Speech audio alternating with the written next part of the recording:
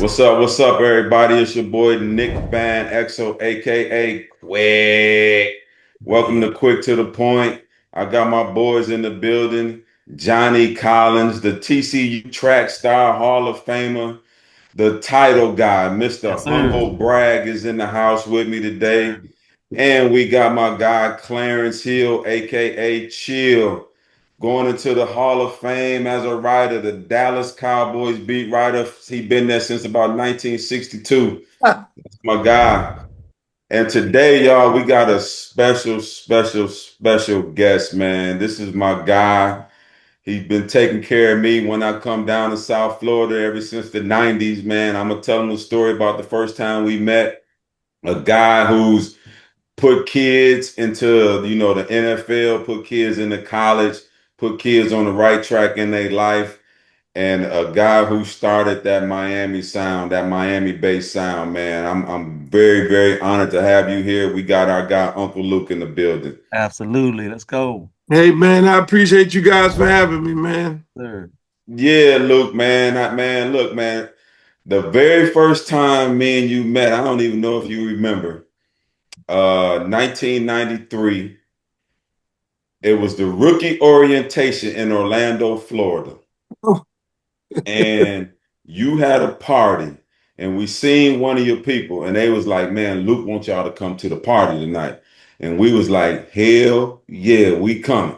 And it was about 15 of us that showed up. And I don't know if you remember, but you brought Malcolm Mackey, and I think it was AC Earl on the stage. Now, both of them dudes like 6'10", AC Earl's like 7 foot. And you had your dancers start dancing for them. They laid on their back and put that whipped cream on them, Luke. They put the whipped cream on. So look, when they put the whipped cream on them, they lit that joint. wow. And I swear to God, them two, I ain't never seen two big motherfuckers start wiping that shit so Oh man, that's hardcore. Yeah. Man, thanks for being on the show, man. But I want to get this thing started, man, with your Miami Hurricanes, man. Talk to me, man. Yeah, man. I mean, we got some real competition this week. You know, a lot of people ain't think we was gonna beat Texas A&M. A lot of people ain't think we was gonna beat Ohio State. You know, a lot of people didn't think we was gonna get in the playoff.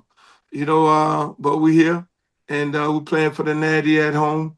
You know, and it's gonna be a great competition. You know, unfortunately, it's like it's like every week we got to play against kids from our own community. You know, and this game is going to be us against Mendoza and another DB, the DB who caught the interception against Oregon. You know, that's another kid from South Florida. So you know, it is what it is. South Florida against South Florida. You know, I didn't realize Indiana's quarterback was right there from Miami. So he's coming in with a chip on his shoulder. Oh, major chip. I mean, the crazy part about it, his situation is his dad played with Mario Cristobal, the head coach for the University of Miami. And we were playing, he played for Cal last year. We played Cal. Man, the game went shit. The game was going crazy all the way to 2 o'clock in the morning last year. And he took us to the door with Cam Ward. And everybody in Miami just knew that we were going to get him in the transfer portal because of his ties with Mario and the dad, and him and Mario went to the same high school. The dad is crazy. The kid lived like half a mile from University of Miami, and that's his dream school. But unfortunately, that didn't happen. We ended up getting Carson Beck. He ends up going to Indiana, and here we are right now. Now we got to beat him. Share, like, subscribe to episode. We coming, man. We connected a few times, social media, certainly here at the House of Blues in Dallas. You came here for a couple of events. I go back to when you were throwing those Super Bowl parties. I mean, first of all, I go back to the 80s. Okay, I was in college when you was in your heyday, but I remember them Super Bowl boat parties. Oh, not the boat party. Oh man, Nick don't know about the boat party with Mutombo. I had Mutombo on there, Steve Smith, and Mutombo jumped off the boat. What? He was in DC. He leaped off the boat. God bless his soul. He was like, Yes. "Hey, look, I got to go off of this boat. There's too many girls here." Yeah, you know about the boat parties. Yeah, Yeah, the boat party was something else, and all those dancers were there. So yep, they yep. were something else. But you go back to Miami heyday. You know, how does it compare now to then, and the excitement, the thrill of being back on top? And I know it's not the same, but it's been so long. And Yeah, it's just it's like anything else. I mean, for us old heads talking to these, these young dudes who never got to experience this. I talk to guys on Twitter Spaces and young people. When it goes for 25 years and we've never won a championship or even been close to winning a championship.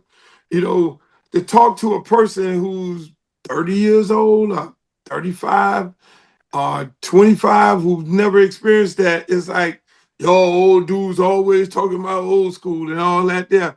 But we know exactly how what it takes to get there. Some Right. things don't change. I mean, all y'all are great athletes, Hall of Fame athletes, and y'all know there are things that just don't change. Either got that it, or you got that fight, or you got a chip on your shoulder, or you don't. It's just sports, and is you a dog or you're not a dog. And so when you look at us where we're at right now, are we close to being where we're at? The defense is definitely playing like old school defense, real violent. The offense makes entirely too many mistakes because the last two games we should have blew out both opponents. We're not there on offense, and we just mustering up wins by just running the ball. But the physicality is there, and we're not nowhere close to those heydays of those teams back then. To Look, me, it's like it's an example of the passion of college football. And you see Michael Irvin, you see Ray Lewis, see all the guys coming back. I don't care. They went to the NFL, they went to Cowboys. They love their school. yeah. And Yeah. you're seeing in Miami, you see the love and the passion for your school that never dies. When you see the guys get back, I think Mike Irvin have replaced Sebastian as the mascot. I mean, what you think?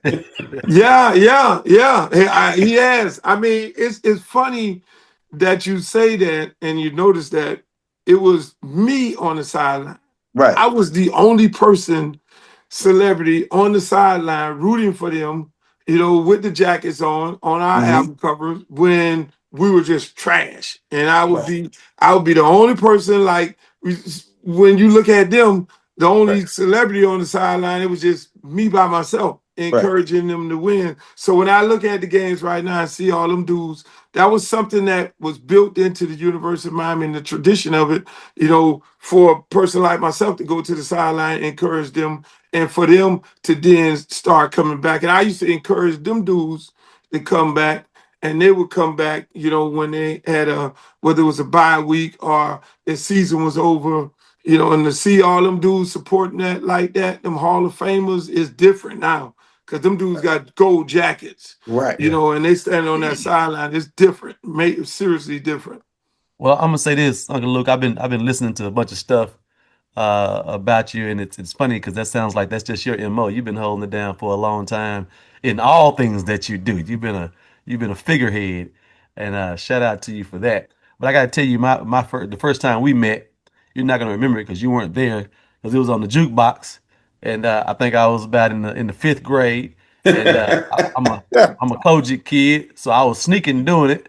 And I had never seen nothing like it. You know what I mean? And it may have been one of the most beautiful things at that time that I had ever seen. Hey, my question to people, because they said I was corrupting the minds of young people. You came out all right, didn't you? Yeah. Because they So said you weren't gonna come out all right if you listen to Luke music. hey, look, not only did I come out all right, but I want to give you an opportunity to give your life to Christ. Oh, I've been did that long time I'm ago. messing with you, man. I'm gonna tell you what I was most amazed at, and I apologize for not knowing this. I didn't realize how far in the forefront you were when it came to just the entrepreneurship piece of this music space. Even hearing you talk about establishing you know, the label, for all of these CDs, that were put on CDs. Man, that's incredible. And Mhm. then were you in fact the first black, I guess, hip hop record label owner? Yeah, yeah. I mean, I was the first hip hop record label in the South.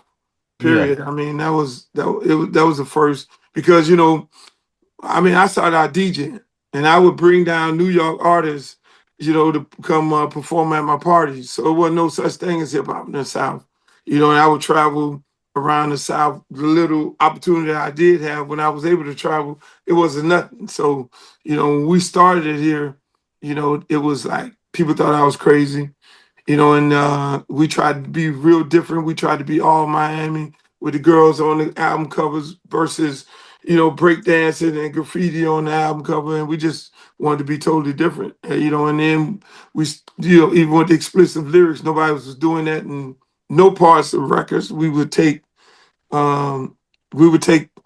comedy like Leroy Skillet and Red Honest and Red Fox and sample those songs other than sampling James Brown, put them yeah. on the record. And then, eventually I had to create that sticker, what you sell on records, because kids was getting it. And I didn't want kids to get it. They say you got to figure out a way. So we started the clean version of it and the dirty version of it, clean video, dirty video. I mean, it was just using common sense, just trying to break into a market where they said that we weren't able to jump into. And it's funny because people won't give you credit for that because that's just being an adult back then. That's just establishing this is adult music. It ain't for Yeah. the kids. You know what I mean? That's good stuff, man. That's good stuff. Kudos to you, man. That's some real OG stuff. Hey, man, I'm a damn appreciate it. yeah, No I, doubt. I, I, And to add to that, man, the battle you went through with the law. You know what yeah. I'm saying? And the kids nowadays, they may know about it, they may not know about it. And then half the motherfuckers don't care. Half the motherfuckers think they ain't gonna never get old or be called an unk at some point in their life. Man, talk about that because to me, we wouldn't hear a lot of the music we hear now if it weren't for your battle. Yeah. yeah, I mean, most of them don't know it. I mean, you got every now and then you have, like 21 Savage and ASAP Rocky. They kind of get into the history of the music, and they kind of respect the things that I kind of went through, because they're historians in hip hop. I mean, it was some crazy battles. I mean, it wasn't a place that I went to that there was never a threat of going to jail. I mean, it was like, one of my famous um, battles was actually in Dallas at the Longhorn Ballroom. If you look up the story of that, we went there to go do a show, and the law didn't want us to do the show. They were threatening to close the place down, threatening to close up, shut the place down. The people there, at that ballroom said, "No, we're gonna let them perform," and Mm. eventually it ended up being a riot. And so everywhere we went, it was a challenge, and then obviously the big case going to the Supreme Court for free speech, and winning that case and going to going to jail for singing a song that was deemed obscene, an album, and then eventually getting that overturned. That was probably the most important case for these guys in hip hop right now, because if we didn't get that case overturned, they would have been able to use that case against artists right now today if they sung explicit lyrics on their records. So it was a lot of battles. It wasn't easy, and all that was coming out. All the costs was coming out of my pockets.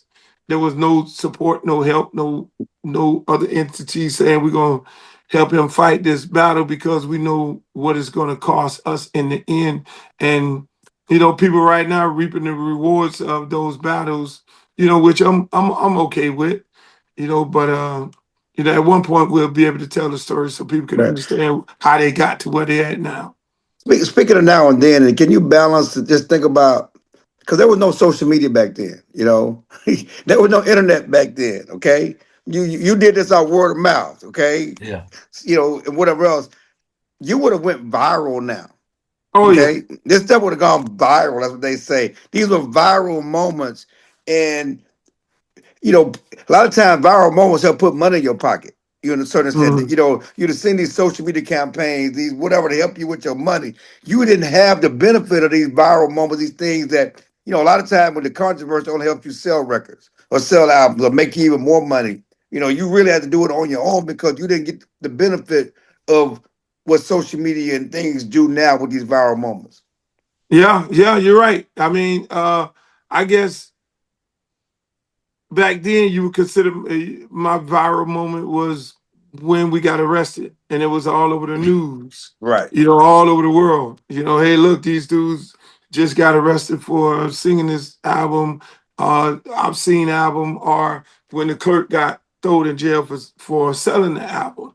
Those were what you consider back then. If it was right now, it'd have been bananas. I All mean, over the every week, world. yeah, Yeah. every week would have been bananas. I mean, it would have been totally out of control. So, for what it was back then, that's what it was back then. But it was again, it wasn't no municipality, I know, judge, no police chief in no city that we would visit that wasn't aware of it or prepared to, lock us up. A What gave you the energy, or just what was your motivation to keep fighting that fight? I mean, having to self-fund it, and what was the dog? Where'd the dog come from? Man, it was my dad and my uncle. I mean, when I grew up as a kid, they taught me about the struggle and the civil rights movements and things like that. I mean, I wasn't even as a kid, I wasn't allowed to look at cartoons. I had to read books. I had to understand the news. I had to understand, you know, read how to read the newspaper to see the subliminal messages in there. I mean, I was taught, by two dudes who was deep into the movement, and so I knew by being my own man and being a person who may lead and a lot of other brothers and sisters may follow at some point, that I would be under attack. So I was really the perfect person to be for them to go after, because I understood, everything goes in circles. And so it was like I was ready to fight.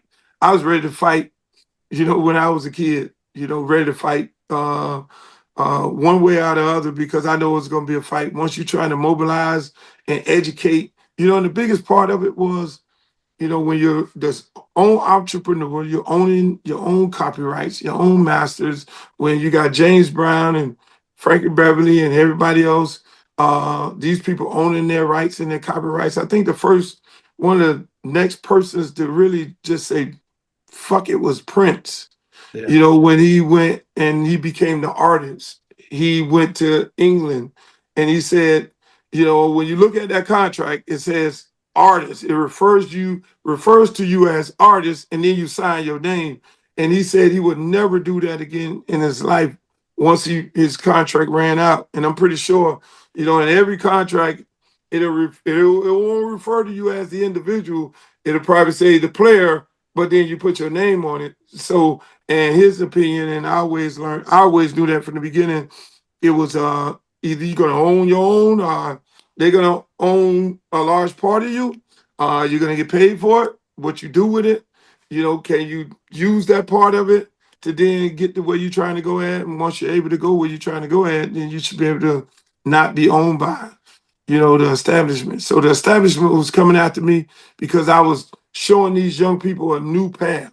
So when I look Yeah. at No Limit, Cash Money, and I look at LaFace Records and all these people, I was before them, and majority of it, if you ask Jay-Z, he'll tell you, and all these guys, I kind of inspired it, for them to own their own. But they did kind of trick it up a little bit, because they kind of made them think they were owning something, but a lot of times they wasn't owning nothing. They owned the name, but they didn't know, they did not own the artist. They just gave them a budget to be able to own the artist. In the case of Cash Money, them and a few other groups, they did own their own copyrights and masters and all those things like that. I wanted to ask you, do any of those guys ever come to you for tutelage or still show you love or give you credit for giving them that kind of insight? Yeah, the old heads do. Some of the young guys, every now and then, the ones who I discovered, like the Pit Bulls and the Trick Daddies and all them, they never stop calling for more Yeah. information. A lot of the newer artists, I would see them about. They'll be amazed, like don't think I exist, and then I'll sit down and chop it up with them. But it's more like any sport, any sport, anything. I mean, when you look at Jordan and Magic and all them and how they revolutionized basketball with guys really starting to get paid, and same thing with football. When guys really start getting paid, but then when they start getting paid in football, unlike any other sport, then it became oh, we got to put a cap on this shit, and Yeah. we can't pay them like they were getting paid before. So I mean, they always gonna move the goalposts at any chance that they can get. Let's go Luke, back. so back in the day, man, and even to this day, you still loving on them kids, bro. And you know what I'm saying? Like you done had some hell of a players come through the program. Uh who's your top guys as far as just not no type of order, but like just like he was one of the ones when he was little and I knew he was gonna go all the way here. He done made it all the way, did this, did that. Who are some of your top guys that came through the program?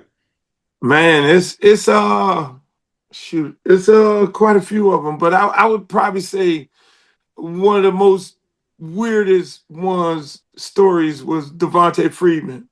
Uh, Free. I mean, he was short. I mean, he basically stayed at the house with me. He lived in the hood. About 4 or 5 brothers and sisters, and so I had him since he was about 8. Member of the family. I like my son, but he was too short. He wasn't fast enough. He walked with a limp because his one side of his body was growing uh, faster than the other side. So you didn't even know whether this kid was going to be able to walk properly. Yeah. And so the body caught up with each other, and he then got a little bit of speed, but he outworked everybody. I mean, he just outworked because he always had a chip on his shoulder, and for him to go and excel, go to college, Florida State, win that championship, end up getting drafted, 4th round, go to Atlanta Falcons, and all the time he was like, Coach, I don't want nobody else to represent me. You're gonna have to do something because I want you to represent me, me and my ex. And eventually we made him the highest paid running back in the NFL. Well, he made himself that, but in the negotiation process of it, reset the market. And he played in the Super Bowl. He should have been the MVP, but they stopped giving him the ball, really causing Atlanta to lose that championship against New England Patriots. And so he was probably one. And then I look at Kalijah Cansey, 1st-round draft pick, Tampa Bay Buccaneers, who play over there. He was another kid out of my program. Levante Davis, Mari Cooper, you name it. I mean, tons of players. Kalijah, another undersized guy. But Matt, I mean, low center of gravity. Kid got major technique and just got a will to win every battle, every fight. And so I mean, it's a lot of them. You name it. Hey, what happened when you and Snoop team tangled up? What happened? Oh, they got scared and they ran. We played them down here. The first time we played them down here in we actually played them at Hard Rock. It was a real cold day. They were talking all that trash. I mean, they were talking mad trash. They came down here. The weigh in, because back then they used to weigh in. That was a epic weigh in. Still trying to find that tape of that, because you had Snoop over here and me over here. And so this was still people not knowing that our beef was squashed because we had a little beef on records. And And so the beef was squashed. And this was part of us coming together, doing this football thing, letting these kids know that, hey, man, it's no beef. Everybody is good. But you couldn't tell them. It was still some sort of beef. It was like these California kids is not coming down here to beat us. And eventually we played them. I mean, they had a couple older kids on the team. We was hitting them so hard. That same thing gonna happen in this game. We was hitting them so hard they quit. Yeah. It was like the first quarter. One kid got hit so hard, Snoop bodyguard ran out there after one of our players, which was a kid. That was it. The game was over. It was like, hell no, y'all hitting too hard. I mean, I don't think we even got a quarter in. It was so violent. It was so violent, and that's how. Baby. Yeah, it's like, I mean, that's what we do. We football. Around here, we football and we play it a different way than anybody. And that's why when I look at this game here, we get ready to play, it's going to be very violent. I don't think a kid from Indiana is going to understand how much, I don't care how old they are, I don't think they're going to understand how much punishment that's going to be inflicted upon them. You brought up the age thing, and that's a big talking point because I think 40 players on Indiana is between 22 and 25. And certainly your quarterback is old. Beck started college with C.J. Stroud. C.J. Stroud been in the league 3 years. Yeah. Okay, Yeah. Beck started college with C.J. Stroud, but your best player Tony, he's supposed to be still in mid high school. Yeah, I mean, You they know, talk. See that's the funny part about it. We got old players too, but they don't talk about that. I mean, our whole secondary old as hell, Beck old as hell. But then at the same time, you know what I was telling? I was doing another interview today, and I was like, "Hey, when Nick Van Exel came out of college, he went and played in the NBA. Started his first game. He was playing against some old motherfuckers too. right? Excuse my French. You know what I'm Yeah, you saying? can See say it. what it is. Yeah, he was playing. Hey, so he had to go pull up against some old dudes too. So I think when you get to this point in your career, yes, to a degree, age matter and experience matters. But when you get to this point, the transition from college to pro, yes, is different, but you're expected, after your third year to go in and play in the NFL. And there's a lot of people in the NBA or any other major league sport. A lot of people don't make it, even at 27. Yeah. They go in at 27 playing to get, they can't take the job of a guy at 21 because the average guy come out of college, if he's like that, he comes out of college at 21. He Right. did 3 years. He goes in. Now he got to go compete against some grown men. 9 times 10, if he drafted in the first 2 rounds, he's expected to start right then. He's going to start. And so that's the big difference. I think when it comes to football, it's more here. I know when you look at other sports, baseball, you got to go to the AAA, double A before you can go to the big show. And I know, a lot of them guys don't just come out and be crazy ballers in the NBA like that. That's why a lot of them going back right now, trying to get back to college. Get back, baby.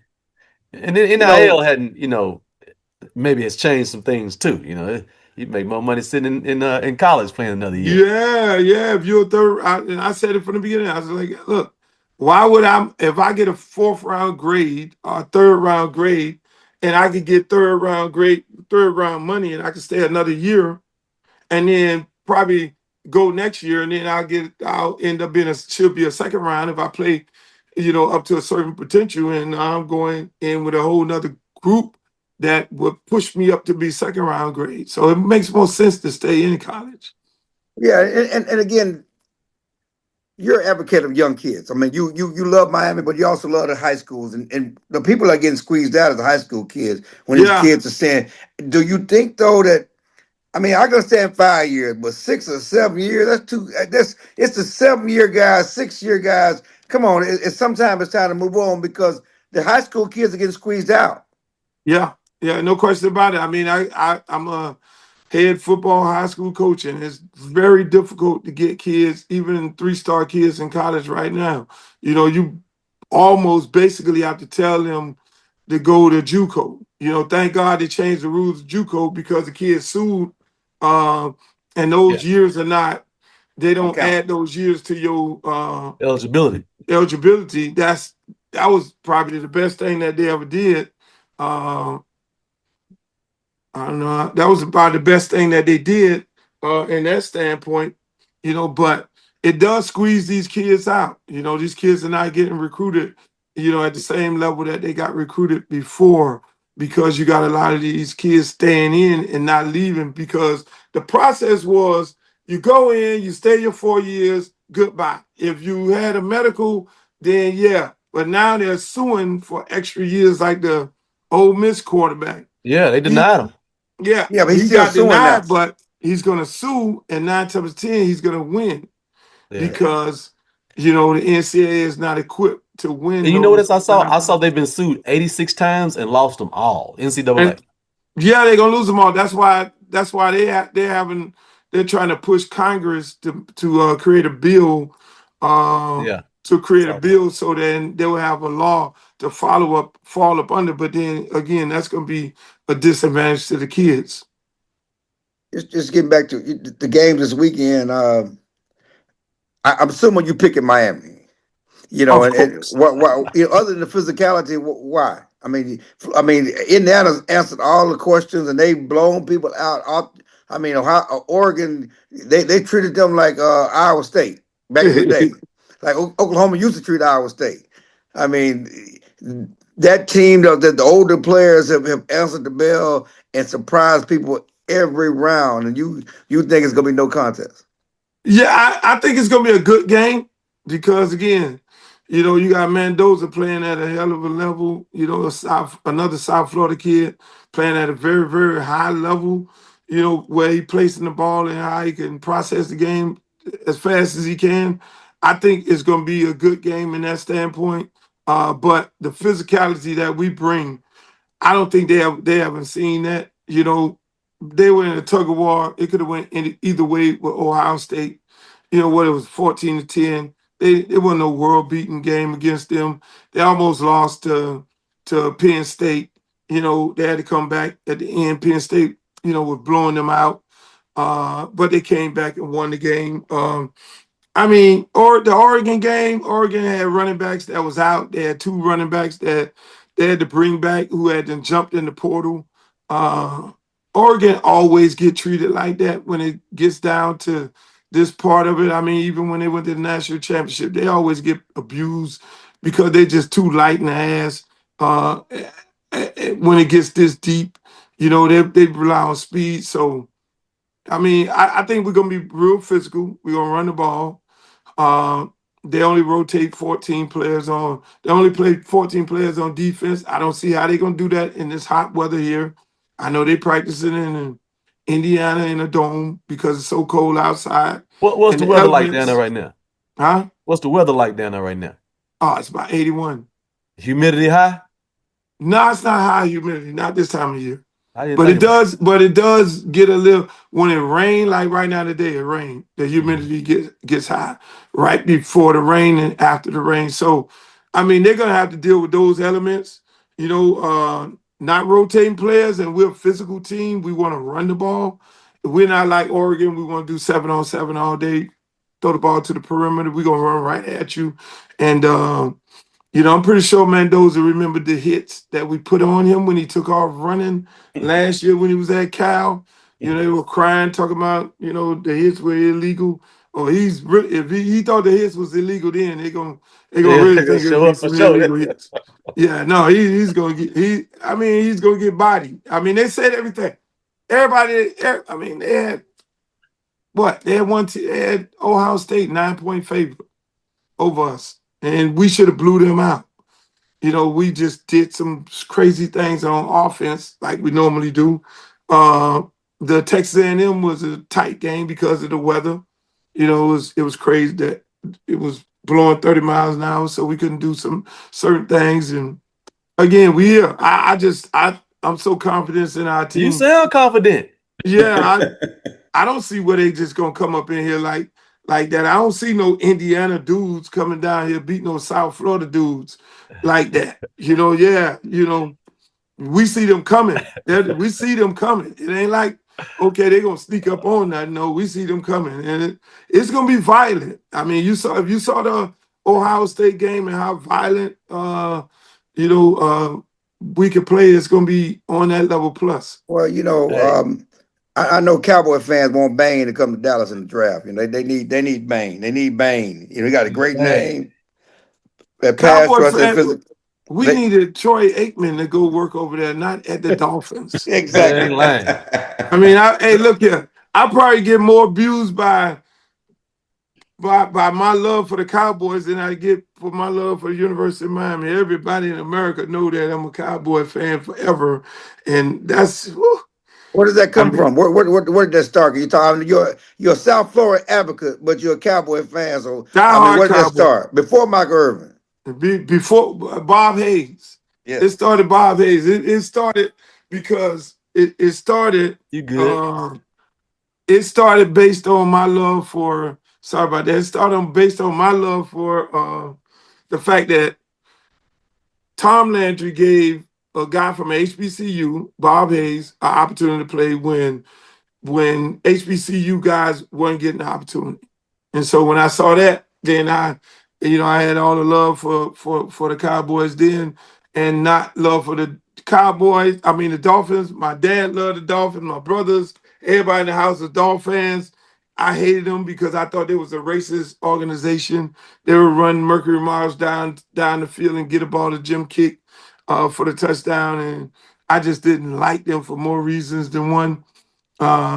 Maybe I just wanted to go against the grain, but I always been a Cowboy. I go way back with Clint Lonely. I go way back when Clint Lonely. Yeah, Wow. yeah. yeah, That's the Mad Bomber. That's the Mad Bomber. You don't know the yeah, I Mad go Bomber back. guy. Hey, look, I cried when we lost to the Baltimore Colts here in Miami in the Super Bowl. You Chuck know, I'm Howley that was the old. MVP. Yeah, I was a die. Right now, I mean, I don't like Jerry Jones. I think he's the worst thing ever happened to the Cowboys. But we just got to ride that out. Right. But yeah, I'm a Cowboy fan. I'm taking the abuse. You got to take the abuse. I Yes. tried to leave, but then when I tried to leave, it was like, how do I leave and take on the history of some other sorry team? You know what I'm saying? I gotta, I'm just a Cowboy. That's it. Hey, you remember when what was the quarterback from Georgia? What was his Quincy name? Carter. When Quincy Carter. I Quincy was watching the Carter. game. I think they was playing Philadelphia, man. I went into the restroom, looked in the mirror with tears in my eyes. I said, man, why am I giving this team so much control over me? I know, And, right?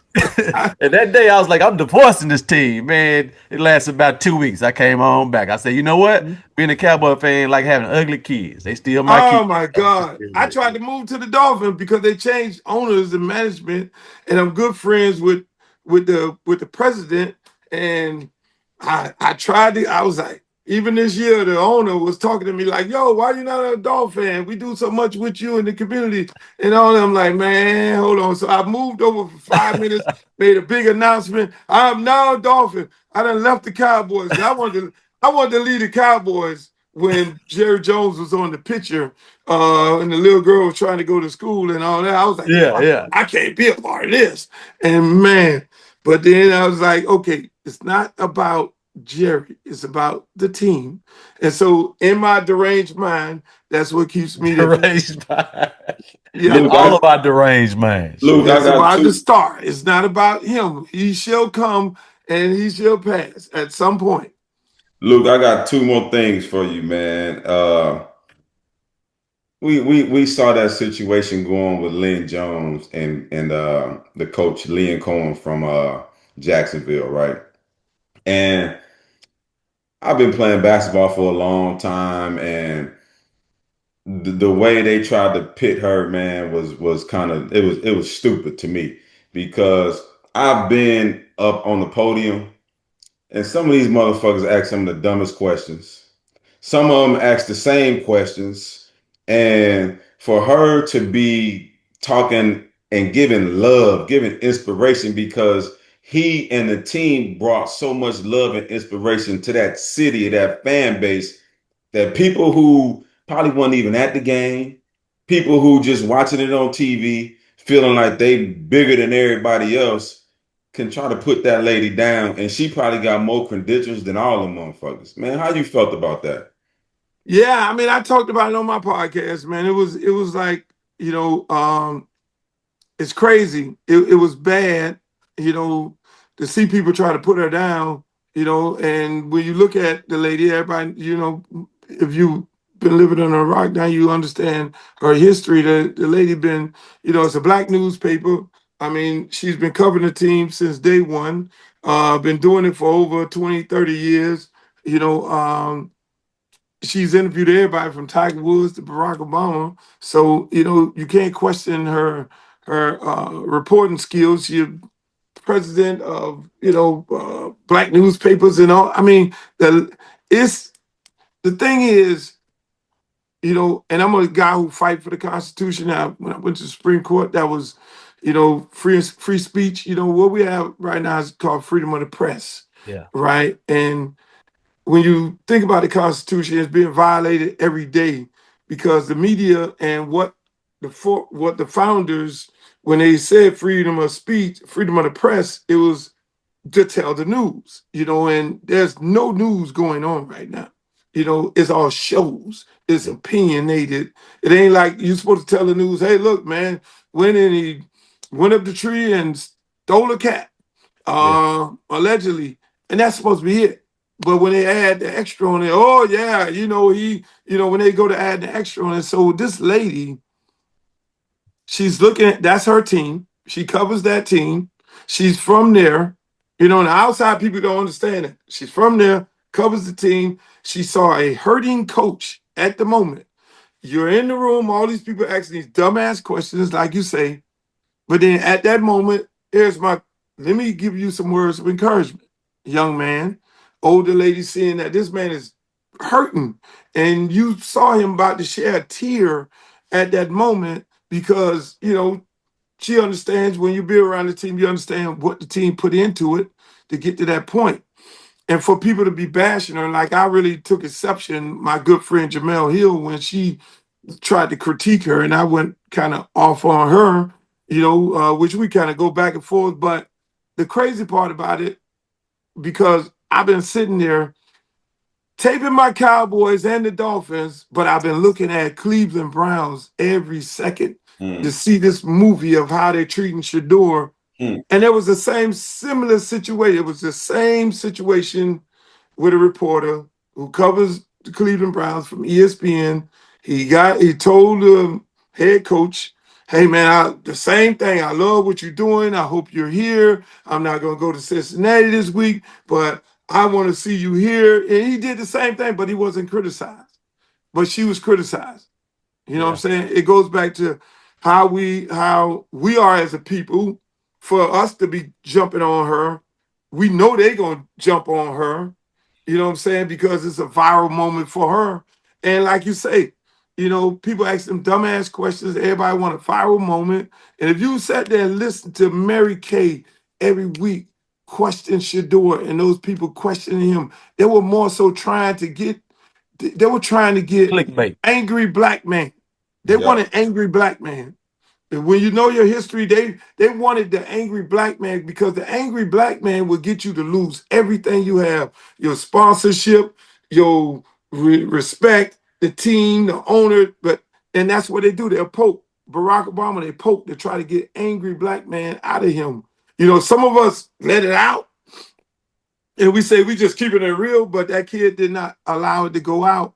And those are the things that they do. So I mean, you go in a press conference to be abused. I don't think that's, it's media. You can go in and say nice things, and you can go in and don't say nice things. You see guys on ESPN every day. You had a white guy talking good about a white guy, and the black guy talking bad about a black guy. I mean, you see it all day, but those people don't get criticized for doing that. Yeah. Crazy. So last thing, bro. I appreciate you coming home, man. Absolutely. So 1, 2, 3 Cancun is they say the reason why I got traded, right? I said that with the Lakers. Yep. And after the series, Shaq, went up to Jerry West and said, we gotta get this little motherfucker up out of here, right? So here's the thing, dog.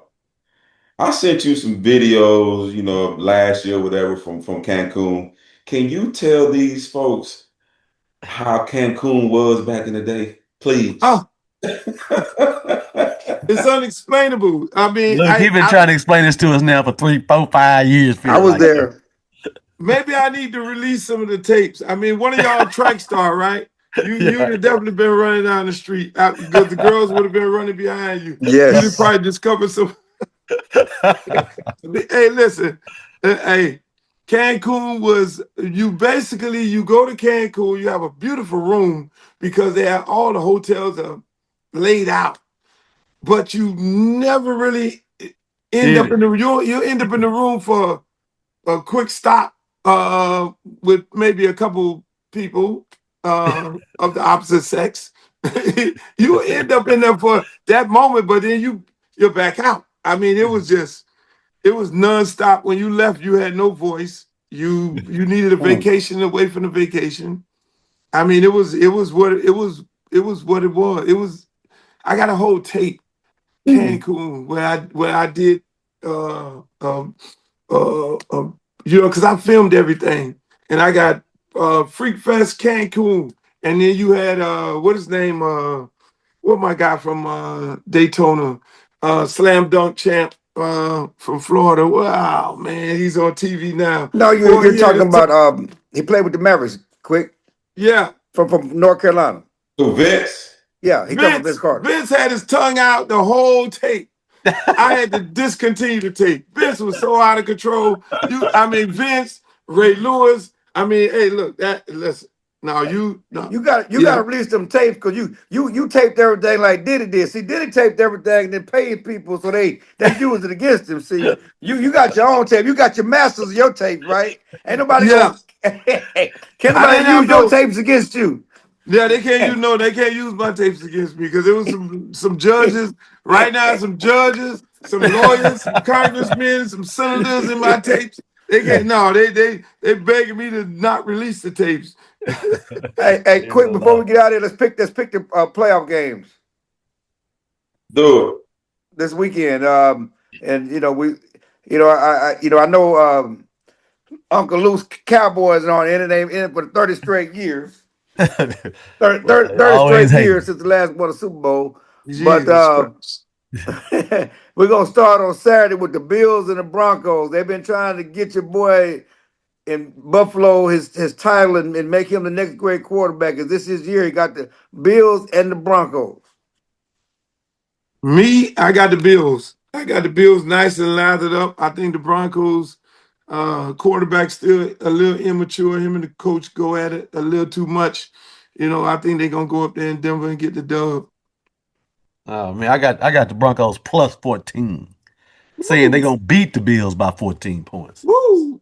That's a lot. I'm Yeah, Wait, I'm plus I'm 14. rolling with them Bills, man. Like I keep saying, this day time, that motherfucker in Kansas City gone. So if they ain't gonna get it now, they ain't gonna get it. They better take advantage of it. They better take advantage of a young quarterback in Denver. I gotta go with the Bills, man. yeah, I'm going. Broncos got a great defense, but I'm going with the better quarterback right now, the trusted quarterback. And if he gonna tush push for 10 yards, they're gonna let him pick him up and carry him for 10 yards. I don't know how you can stop it. That motherfucker was off the ground, wasn't he, on that tush Yeah, push? Yes, yeah, it's that should be unbelievable. illegal. That was crazy. Uh, the next game on Saturday, 49ers and the Seahawks. You talking about physicality, defense. This might be a 10-3 game. 49ers and Seahawks. Seahawks got that defense. They got a questionable quarterback who turns the ball over in the playoffs, but that Seahawks defense got playmakers on every level. Yeah, you talking about the 12 man Seattle? That's going into a real serious zoo, Yeah, and that's always a rival game. It can go in. It can go either way, but I'm gonna go with the home team, Seattle. yeah, I'm with you on that. I'm rocking with Seattle. Yeah, I don't want to depend on Purdy I gotta go Seattle, man. I think Kittle gonna hurt them too. I think their injuries probably finally catch up with them. catching up. Yeah, I'm going with Seattle. I think what Shanahan and what Salah has done with the 49ers, considering all the injuries, no Fred Warner, no Bosa. They've had a ton amazing. of injuries. All the quarterback was out all year. to win as many games they did and to go and beat Philadelphia with all those injuries. They've done a great coaching job, but I think the road here ends in Seattle. The Texans, that defense that buried Aaron Rodgers and sent him into retirement, and we didn't even talk about the fact that Mike Tomlin has stepped down today. He left the Steelers after all those years. Will face the Patriots on Sunday evening or Sunday afternoon at New England. What do you got? Texans, Patriots. Texans sent Mike Tomlin and Aaron Rodgers into retirement. Yeah, I mean, I like the Texans. I think the Texans playing some hell of a defense, and then the Patriots. Both of them playing good, but I'm gonna go with the Texans. I'm going with the brother. One quick thought. We only got 2 black coaches left now. Yeah, one of them. Tampa Bay and Houston. That's all that's left in the league. Yeah. That's it. I'm gonna rock with them. Did they get rid of the Jets coach? Oh, I'm sorry, I forgot. They did. Minus 3. My bad. Jets was so bad I wasn't even thinking about. You didn't count them. I forgot about them too, Clarence. They fire people so quick around here. You don't know who. Who you got, JC? I'm gonna rock with the Houston Texans, man. Reluctantly, that defense just too dynamite. I'm pulling for DeMeco Ryans, bro. Yeah. I'm pulling for DeMeco Ryans. I just think Patriots and they have the better quarterback. They're gonna win this one. It might be a 10-3 game, 10-6 game. The final game, you got the Rams and the Bears. Ben Johnson and Caleb Williams gonna be a dynamic duo for years to come. Rams have to go into Chicago. It's gonna be 10 degrees. Who you got? I think the Bears is hot. I mean, you can't count them boys out. If they put together a first half, I think they'd be insane because, I mean, I don't know how many games they had to come back in the fourth quarter. So I like the Bears. I mean, I think the quarterback playing exceptionally well. And for to go in that cold-ass weather is not easy. Yeah, I'm a little indifferent on this. The Rams, I want to go with the Rams, but they've been so inconsistent, so up and down. And I'm kind of like Uncle on this one. The Bears hot. Fingernail polish is shining. Oh, buddy, you know what I'm saying? He hot, so I'm gonna rock with the Bears. The Bears. Bears beat my Packers, man. So I'm going LA Rams. Every time the Bears play, I'm going against them. Hey, what Ben Johnson say? F the Packers. And you know what? He had the right to say that. I ain't mad at him. You build that identity with your team. Goddamn it. Well, yeah, you talking right. Well, he was fired up. Appreciate you, man.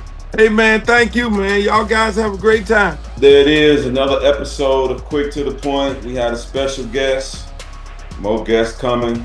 Uncle Luke, we appreciate you, brother. We love you. And for my boys, JC, for my boys, Chill, and our other brother, B. Dean. Dang, he's on a GM meeting for the record.